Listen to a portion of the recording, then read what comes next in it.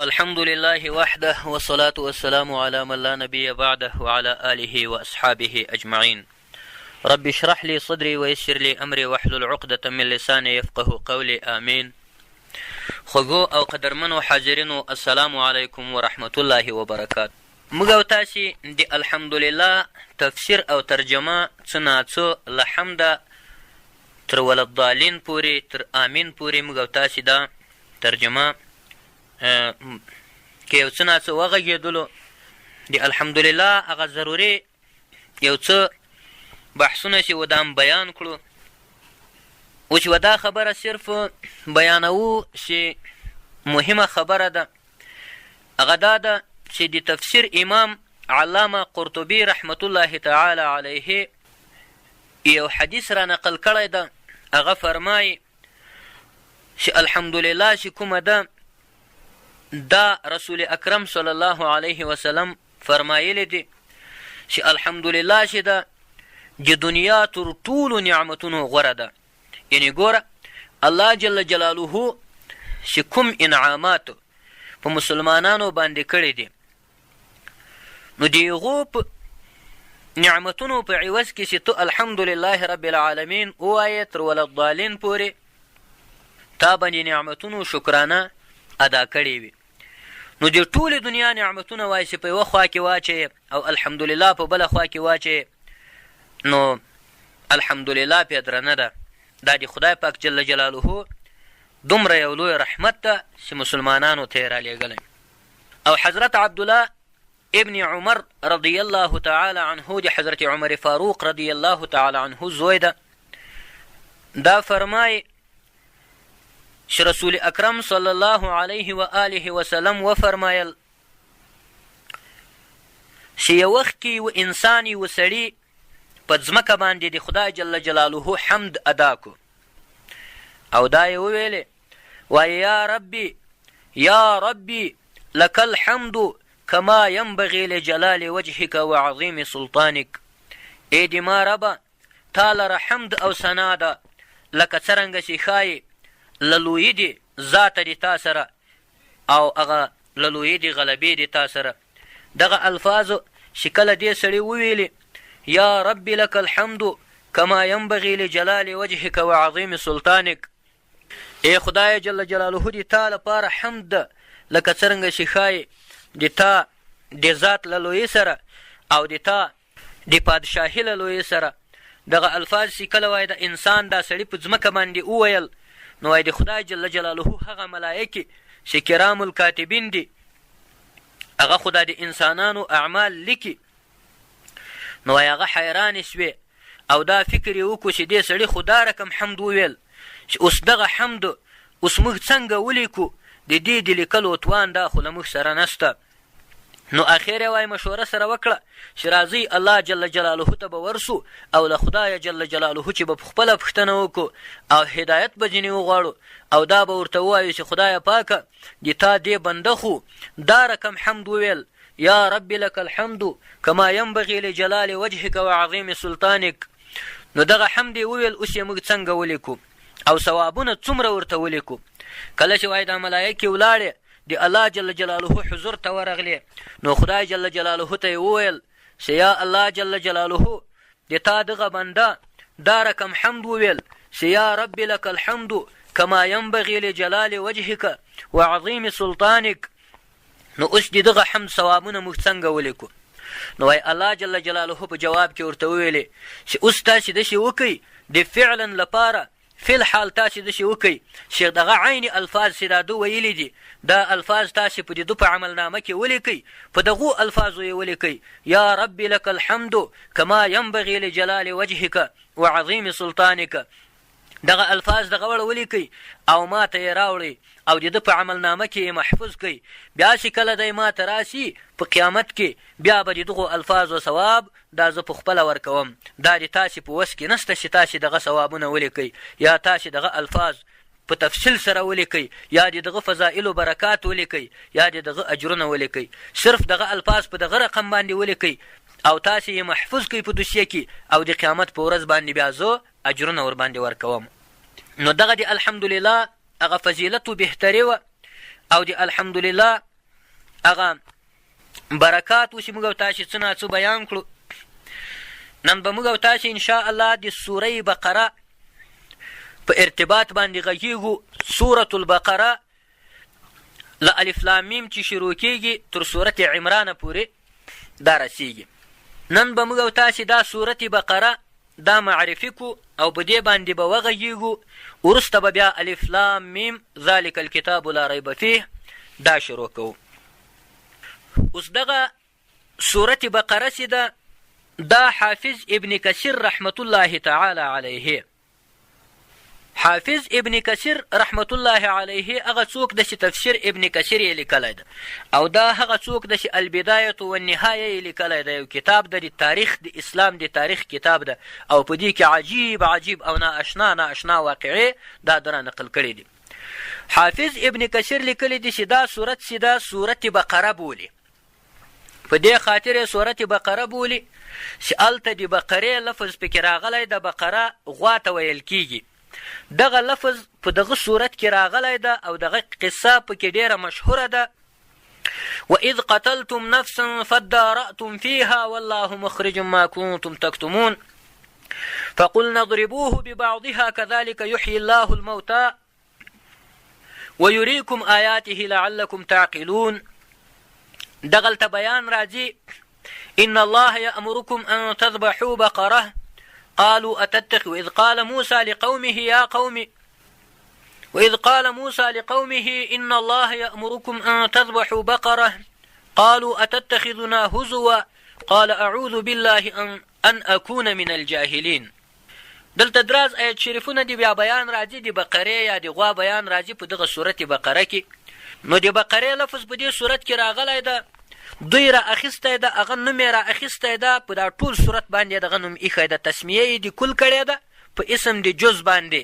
یعنی دغه ټول صورت بقره چې کله په دغه شي باندې مشتمل و چې ګوارې د غوا کیسه هم پکې وه، نو دوی د غوا د کیسې دغه نوم را واخیست چې دا بقرتون ده. بیا یې نو څه وکړو، بیا یې په دا ټول صورت باندې نوم کېښو په دې خاطر چې مقصد تسمیه د کل یې وکړه په اسم د جز باندې، یعنی د یوه جز په نامه باندې دا ټول صورت دا ونوماوه، ځکه یې صورت بقره بولي. او دغه تفاسیرو لیکلی دي، حافظ ابن کثیر لیکلی دي چې دا صورت بقره چې چا ویلی دي چې دا صورت بقره مه بولئ، دا خبره چې ده غلطه ده. دا صورت بقره بلل کیږي، په دې کې کومه عائبه او کوم مشکل او تاوان او کومه ګناه او خسران نسته.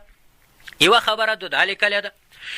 دومه خبره دا لیکلی ده چې دغه صورت بقره چې کوم ده دا ټول 286 آیته صورت ده، 286 آیتونه دا صورت لري. او پاته سو د دغه صورت کلمات چې کوم دي دا 6221 کلمات دي د دې صورت، 6221 کلمات دي.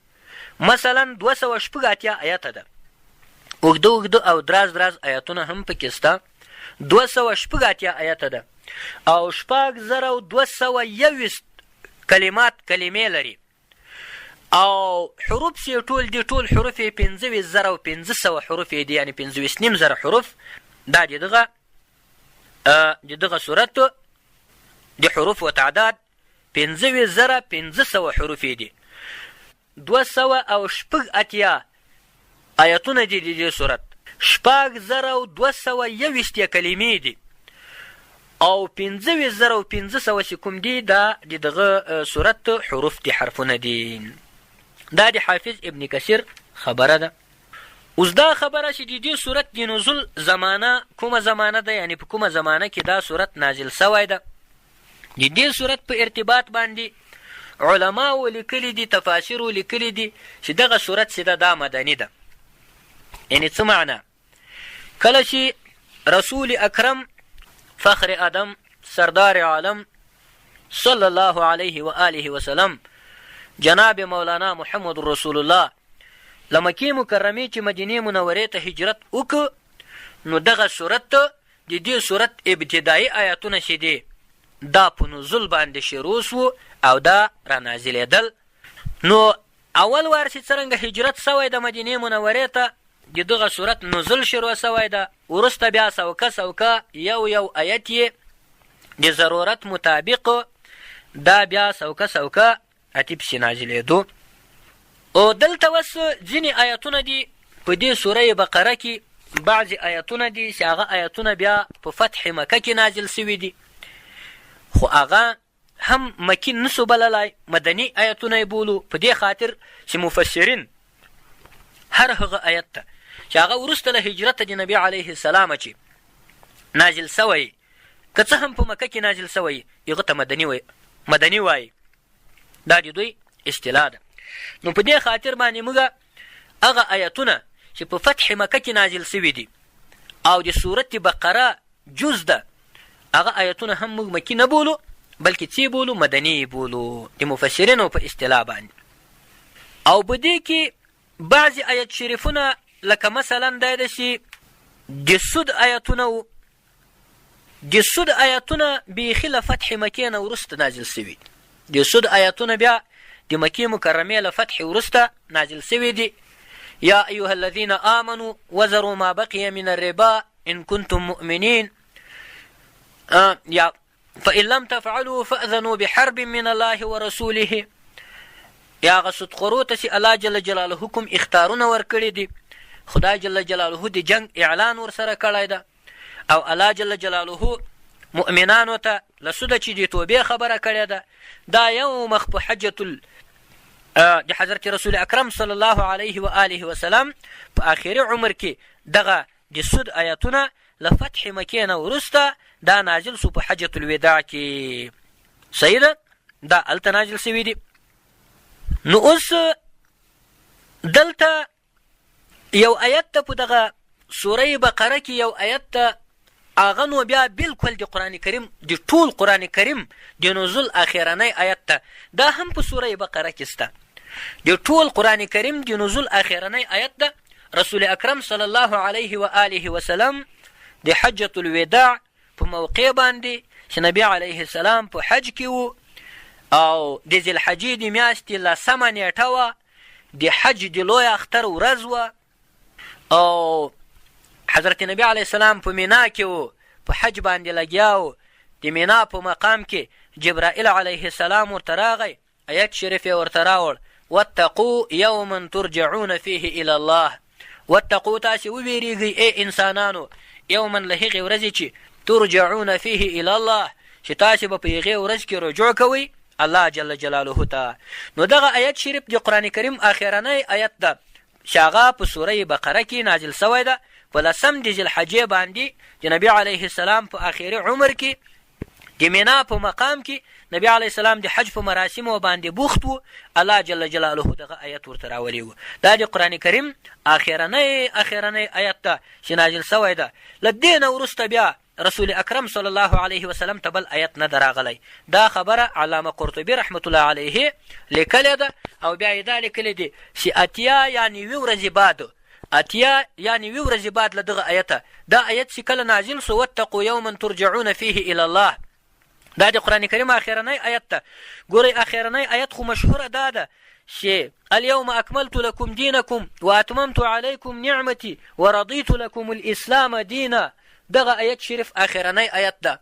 خدا خبره مشهوره ده مګر تحقیق نه ده. حقیقت دا ده چې له دغه نه وروسته هم بیا بل آیت دا را نازل سوی چې واتقوا یوما ترجعون فیه الی الله. تاسې وویرېږئ له هغې ورځې چې په هغه ورځ به تاسې الله جل جلاله ته درېږئ. نو دا آیت چې بیا کله نازل سو علامه قرطبي ولیکل چې دا په 10 د ذوالحجې باندې د مینا په مقام کې رسول اکرم صلی الله علیه وسلم په حج باندې بوخت و چې دا را نازل سو. له هغه نه بعد اتیا یعنې 2 ورځې بعد رسول اکرم صلی الله علیه وسلم آتی بیا وفات سو او جامې یې بدلې کړې، له دنیا ولاړ. له دغه نه بعد بل آیت دنیا ته آتی بیا نه ده راغلی. واتقوا یوما ترجعون فیه الی الله. تاسې وویرېږئ له هغې ورځې چې په دغې ورځ کې به تاسې الله جل جلاله ته درېږئ او خدای جل جلاله ته به راجع کېږئ. تاسې له دغې ورځې چې ځان وساتئ. نو دا معنی چې دغې ورځې ته تیاری ونیسئ. دلته د وحي سلسله ختمه سوه. دغه د سورت بقرې یو څه خصوصیات و. اوس خبره دا ده چې د دغه سوره بقره چې کوم صورت ده د دغه صورت یو څه خصوصیات اوس موږ تاسې بیانوو چې دا صورت څه خصوصیات لري. یو خصوصیت خو وار له واره دا ده چې دا صورت دومره صورت ته چې په قرآن کریم کې بل دغومره اوږد صورت نسته. دا د قرآن کریم تر ټولو صورتونو اوږد صورت ده. صورت بقره چې کوم ده دا د قرآن کریم تر ټولو صورتونو اوږد صورت ده. تر دې بل اوږد صورت په قرآن کریم کې نسته. تر دې دراز صورت په قرآن کریم کې نسته. یو خصوصیت خو دا ده. اوس دوم خصوصیت یې دا ده چې رسول اکرم صلی الله علیه و آله وسلم فرمایلی دی. علامه سیوطي رحمت الله تعالی علیه په هغه خپل تفسیر الدر المنثور فی التفسیر بالمأثور په هغه کې یو حدیث شریف دا را نقل کړی دی.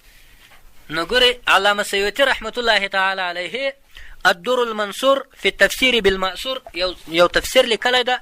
هغه په قرآن کریم د قرآن کریم تفسیر یې په قرآن کریم سره کړی او د قرآن کریم تفسیر یې په احادیثو سره کړی او د قرآن کریم تفسیر یې په اقوالو د صحابهو باندې کړی ده. په هغه کې یو حدیث را نقل کړی. ترجمه او مفهوم د هغه حدیث دا ده. رسول اکرم صلی الله علیه وسلم فرمای څه فرمای؟ وایي تاسې دا سورت بقره تلاوت کوئ ای مسلمانانو، تاسې دا سورت بقره چې کوم ده دا تلاوت کوئ. ځکه د سورت بقرې تلاوت چې ده د سورت بقرې تلاوت چې ده په دې کې الله جل جلاله برکت ایښی ده. په دې کې برکت موجود ده. او د سورت بقرې پرېښودل چې دي دا بدنصیبي او بدمرغي او بېبختي ده. ګوره دوه خبرې خو یې دغه وکړې. یوه خبره یې دا وکړه چې تاسې سورت بقره تلاوت کوئ ځکه د سورت بقرې تلاوت چې ده په دې کې برکت ده. او د سورت بقرې په پرېښودلو کې چې ده په دې کې بدنصیبي ده. دوه خبرې. او درېیمه خبره دا ده چې اهل باطل په دغه صورت باندې غلبه نشي پیدا کولی. اهل باطل په دې صورت باندې غلبه نشي پیدا کولی. اوس نو ګوره علامه قرطبي رحمت الله تعالی علیه د تفسیر امام ده. هغه لیکلی دي یا حضرت معاویه بن ابي سفیان رضی الله تعالی عنه هغه فرمایل چې اهل باطل چې کوم دي دا څوک دي په دې حدیث کې؟ اهل باطل جادوګرو ته ویل کېږي. چا ته ویل کېږي؟ جادوګرو ته. نو معنا یې دا راووتله چې دغه سورت بقره چې څوک تلاوت کوي په دې باندې جادو او سحر بالکل تاثیر نشي کړی. الصارم البطار یو کتاب ده، الصارم البطار، په هغه باندې هلته دا د جادو او د سحر علاجونه دي پکې په قرآن کریم او په نبوي احادیثو سره. نو هلته هم د سورت بقرې په باره کې که په چا جادو سوی و او په چا سحر سوی و او جادو پې سوی و سورت بقره دې پې وایي او دی دې په خپله باندې هم سورت بقره که چیرې قرآن کریم تلاوت کولی سوی سورت بقره دې وایي او په ځان باندې دې شف کوي نو دلته به څه وشي؟ الله جل جلاله به له سحر او جادو چې ده ته نجات ورکړي او دی به خدای جل جلاله ښه کړي. ځکه رسول اکرم صلی الله علیه وسلم فرمایلی چې سورت بقره تلاوت کوئ ځکه د دې په تلاوت کې برکت او د دې په پرېښودلو کې بدنصیبي ده او اهل باطل په دې صورت باندې غلبه نشي پیدا کولی. اهل باطل و چې مراد څوک دی جادوګر دی. دا خبره چا کړې؟ علامه قرطبي کړې ده. د حضرت معاویه رضی الله تعالی عنه په حواله باندې کړې ده او دا یې ویلي دي چې څوک سورت بقره تلاوت کوي جادوګر او سحرګران به هېڅ کوم بد تاثیر نشي پې کولی. دا خبره خو دلته خلاصه سوه. اوس نو دا خبره چې علامه قرطبي رحمت الله علیه له مسلم شریفه چې یو حدیث راخیستی ده چې امام مسلم رحمت الله علیه د ابو امامه الباهلي رضی الله تعالی عنه په حواله باندې یو حدیث را نقل کوي چې رسول اکرم صلی الله علیه و آله وسلم فرمایي چې په کوم ځای کې سورت بقره تلاوت کېږي له هغه ځای چې شیطان تښتي. په کوم ځای کې چې سورت بقره تلاوت کېږي له هغه ځای چې شیطان تښتي هلته شیطان نشي اوسېدلی. دا د سورې بقرې یو بل فضیلت او یو بل برکت. او بله خبره دا ده چې حافظ ابن کثیر رحمت الله علیه له حاکمه چې یو حدیث روایت کړی دی چې هغه له رسول الله صلی الله علیه وسلم چې د یو حدیث نقل کوي حاکم په خپل مستدرک کې هغه ویلی دی چې رسول الله صلی الله علیه وسلم فرمایل چې دغه سورت بقره چې ده دا سنام القرآن او ذروة القرآن بولي. یو نوم یې سورت بقره ده، دوم نوم یې سنام القرآن ده او دریم نوم یې ذروة القرآن ده. ذروة القرآن اوس دغه سنام او ذروه چې کوم دی دغه دواړه چې دي د هر شي هغه خیار او هغه نچوړ او حاصل او بهترین شي ته ویل کېږي. نو په قرآن کریم کې تر ټولو بهتر تر ټولو صورتونو بهتر چې ده هغه څه شی ده هغه صورت بقره ده، ځکه چې سنام او ذروه دغه دواړه سنام القرآن او ذروة القرآن، سنام او ذروه دواړه د یوه شي هغه بهتر شي هغه غوره شي هغه کوچ او هغه حاصل او نچوړ او خلاصې ته ویل کېږي. دغه صورت بقره چې ده دا ذروة القرآن ده او سنام القرآن ده. او بل حافظ ابن کثیر رحمت الله علیه له مسند احمد چې روایت کې له امام احمد بن حنبل رحمت الله علیه یو مسند لیکلی د مسند احمد یې بولي. په هغه کې یو حدیث راغلی د حافظ ابن کثیر رحمت الله علیه را نقل کړی ده. نو هغه فرمایي چې هر آیت د سورت بقرې چې به نازلېدو 80 فرشتې به په بدرګه کې ورسره راتلې، 80 فرشتې به له اسمانه. ګوره آیت خو به چا راوړ؟ حضرت جبرائیل علیه السلام به راوړ. آیت به چا راوړ؟ حضرت جبرائیل علیه السلام به راوړ. مګر د سورت بقرې هر آیت چې به رانازلېدو څو ملایکې به 80 ملایکې او فرشتې د الله جل جلاله دا به په بدرګه کې ورسره راتلې. دا خبره حافظ ابن کثیر له مسند احمد چې را نقل کړې. او بله خبره دا ده چې دلته حضرت ابو هریره رضی الله تعالی عنه په یو حدیث کې فرمایي چې رسول اکرم صلی الله علیه وسلم ما ته وفرمایل چې په دې صورت کې یو آیت ده، په دې صورت کې یو آیت ده، په صورت بقره کې یو آیت ده چې د ټول قرآن کریم له آیتونو چې بهتر ده. هغه آیت چې شی ده هغه آیت الکرسی ده. الله لا اله الا هو الحي القيوم لا تأخذه سنة ولا نوم له ما في السماوات وما في الأرض. دغه آیت شریف تر پایه سړی پسې ووایي. دغه آیت الکرسی چې ده دغه خبره حضرت ابو هریره رضی الله تعالی عنه کړې ده چې دغه کوم صورت چې کوم ده صورت بقر یا صورت بقره د دې صورت کې یو آیت ده رسول اکرم صلی الله علیه وسلم وفرمایل چې د قرآن کریم تر ټولو آیتونو غوره او بهتر آیت ده. هغه آیت چې شی ده هغه آیت الکرسی ده. دا خبره هم حافظ ابن کثیر رحمت الله علیه د ترمذی شریف چې په حواله باندې دا حدیث شریف د ابو هریره رضی الله تعالی عنه دا روایت کړی. دغه د سورت بقره هغه فضائل او بهتري وي دغه بیان سوي. په دې کې هغه بل آیت شریف چې ده لله ما فی السماوات وما فی الارض وان تبدوا ما فی انفسکم او تخفوه یحاسبکم به الله فيغفر لمن يشاء ويعذب من يشاء والله على كل شيء قدير. آمن الرسول بما أنزل إليه من ربه والمؤمنون كل آمن بالله وملائكته وكتبه ورسله لا نفرق بين أحد من رسله وقالوا سمعنا وأطعنا غفرانك ربنا وإليك المصير. لا يكلف الله نفسا إلا وسعها لها ما كسبت وعليها ما اكتسبت. ربنا لا تؤاخذنا إن نسينا أو أخطأنا. ربنا ولا تحمل علينا إصرا كما حملته على الذين من قبلنا. ربنا ولا تحملنا ما لا طاقة لنا به واعف عنا واغفر لنا وارحمنا أنت مولانا فانصرنا على القوم الكافرين.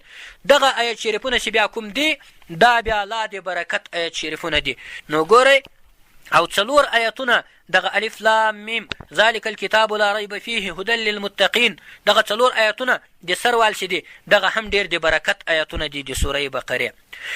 او یوه بله خبره چې ده حافظ ابن عربي رحمت الله علیه فرمایي وایي ما له خپلو استادانو او بزرګانو چې اورېدلی دي چې هغو به وایي ما ته فرمایل چې دا سورت بقره دا رقم سورت ده چې په دې کې زر امرونه د الله جل جلاله موجود دي او په دې کې زر نهي د خدای جل جلاله موجود دي او په دې کې زر حکمتونه د الله جل جلاله موجود دي او په دې کې زر قصې او بیانونه د الله جل جلاله موجود. نو ګوره څلور زره شیان پکې موجود دي. حافظ ابن عربي لیکلی دي وایي ما له خپلو استادانو چې اورېدلی وو چې دا سورت بقره چې کوم ده په دې کې زر امرونه د الله جل جلاله له طرفه انسانانو ته دا موجود دي او په دې کې زر نهي له ګناهونو چې دا د الله جل جلاله له طرفه دا موجود دي او په دې کې زر حکمتونه د الله جل جلاله له طرفه موجود دي او په دې کې زر قصې او بیانونه د الله جل جلاله له طرفه دا موجود دي. دا خبره چا کړې ده؟ دا علامه قرطبي او حافظ ابن کثیر رحمت الله علیه دواړو راخیستي. حواله یې په چا ورکړې؟ په حافظ ابن عربي باندې. نو ګوره دلته خو موږ او تاسو ته خو د قرآن کریم ترجمه او تفسیر سم نه معلومیږي، دوی ته خو معلومېدل خدای کسان نه و. حضرت عمر فاروق رضی الله تعالی عنه په 12 کاله کې د سورت بقره ترجمه او تفسیر دا زده کړی و. 12 کاله یې خالي په سورت بقره باندې تېر کړی و. چا تېر کړی و؟ حضرت فاروق اعظم عمر فاروق رضی الله تعالی عنه 12 کاله کې خالص څه شی زده کړی و؟ سورت بقره دا یې زده کړی و او له تفسیر او ترجمې سره. او عبدالله ابن عمر رضی الله تعالی عنه د دوی بیا زوی و، هغه بیا په 8 کاله کې سورت بقره زده کړی و. څو کاله کې؟ په 8 کاله کې. 8 کاله اوس موږ او تاسو ټول علم ته هم نه ورکوو. دلته چې اوس سبق شروع کړو 5 کاله اتې پګړۍ وتړو ملایان سو. 5 کاله کې موږ او تاسو اتې تر ټول علم ایسته وتلي یو، اتې ملایان سوي یو، اتې بیا نو ډېره غټه دعوه کړې او بیا مشکل سره جوړې اتې. نو دلته ګوره حضرت فاروق اعظم چې په خپله باندې عرب و، فصیح زبانه انسان و، د قرآن کریم قارئ او حافظ و، هغه سورت بقره علامه قرطبي لیکلی دی چې په 12 کاله کې سورت بقره د ترجمې او له تفسیره سره زده کړه. او د ده زوی حضرت عبدالله ابن عمر د بیا 8 کاله پې تېر کړي و، په 8 کاله کې د سورت بقرې ترجمه او تفسیر زده کړی و. اوس پې پوه شوې؟ دا خبره دلته خلاصه سوه. اوس دلته دا خبره چې اوس الف لام میم ده، الف لام میم ذلک الکتاب لا ریب فیه، دغه موضوع اوس له دغه جهتې شروع کېږي. د صورت معرفي خو موږ او تاسې وکړه، هغه غټې غټې خبرې دا وې چې دا صورت په مدینه منوره کې نازل سوی. کله چې اول ځل رسول الله صلی الله علیه وسلم هجرت وکړو، په لومړیو مرحلو کې د سورت بقره نزول شروع سو، او بل چې هر آیت د دې سورت به راتو اتیا ملایکې به په بدرګه باندې ورسره راتلې د اسمان له لورې له جبرائیل علیه السلام سره. او بل هم دا وویل چې دغه نور آیتونه سوکه سوکه په مدینه منوره کې نازلېدل، حتی د سود او د ربا آیتونه چې وو په فتح مکه کې نازل سو. او له هغه نه وروسته موږ دا وویل چې مقصد بعضې آیتونه یې په فتح مکه کې نازل سوي وو، دا هم مدني بولو د مفسرینو په اصطلاح. د سود آیتونه د نبي علیه السلام په اخري عمر کې دا نازل سوي وو، نبي علیه السلام چې خطبه ویله نو دا یې وویل چې ای خلکو سود بند ده، له دې ایسته به موږ او تاسې اتې سود نه کړو، سود بند ده. تر هر څه مخکې زه د خپل تره حضرت عباس رضی الله تعالی عنه هغه سود هغه ګټه ماپ کومه، د ما تره ته سود مه ورکوئ، ګټه یې مه ورکوئ، استا خپل سر ورکړئ. دا د حجة الوداع هغه خطبه وه چې نبي علیه السلام ویلې وه. بعضې آیتونه یې بلکل یو آیت و په دې سورت بقره کې چې هغه بلکل په آخري عمر د نبي علیه السلام کې نازل سوی و. واتقوا یوما ترجعون فیه الی الله، د حج په موسم کې د مینا په مقام کې دغه آیت شریف نازل سو. 10 د ذوالحجې و، جبرائیل علیه السلام راغی، دغه آیت شریف یې راوړ. او له هغه بعد بیا نبي علیه السلام اتیا یعنې 2 ورځې ژوندی و، اتې بیا له هغه بعد وفات سو. د الهي وحي سلسله په تمامه معنا باندې اتې بیا ختمه سو. او د دې صورت فضایل هم وویلو، برکات هم وویلو، هغه حدیثونه موږ رانقل کړو، دغه معرفي یې وسوه. نور به بیا انشاء الله د اوس لپاره د غومره بس ده، په راتلونکي درس کې به بیا په ترجمه او تفسیر باندې پیل کوو. والسلام علیکم ورحمة الله وبرکاته. أقول قولي هذا، أستغفر الله لي ولكم ولسائر المسلمين.